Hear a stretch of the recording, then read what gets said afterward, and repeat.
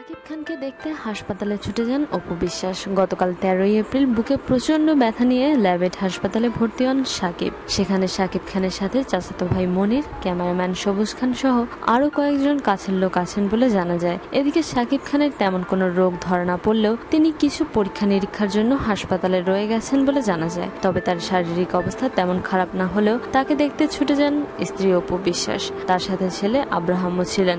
এদিকে অপু বিশ্বাস বোরখা পরে এলেও তার আসার কথা শুনে হাসপাতালে ভিড় জমে যায়। কর্তব্যরত ব্যক্তিরা ভিড় সামলাতে হিমশিম খেয়ে যান। অপু বিশ্বাস স্বামী শাকিব খানের কেবিনে কিছুক্ষণ অবস্থান করেন। সে সময় প্রায় 10 মিনিটের মতো তারা একান্তে ছিলেন। তবে সাথে শিশু আব্রাহাম থাকায় চিকিৎসক তাকে পরামর্শ দেন বাসায় চলে যাওয়ার। এদিকে শাকিব খানের কাছের মানুষের বরাত দিয়ে জানা যায়, অপু আসায় ভীষণ স্বাচ্ছন্দ্যময় লাগছিল শাকিবকে। এমনকি তিনি নাকি অপু বিশ্বাসকে বলেছেন, বাবুকে নিয়ে তোমার আসার কি দরকার ছিল।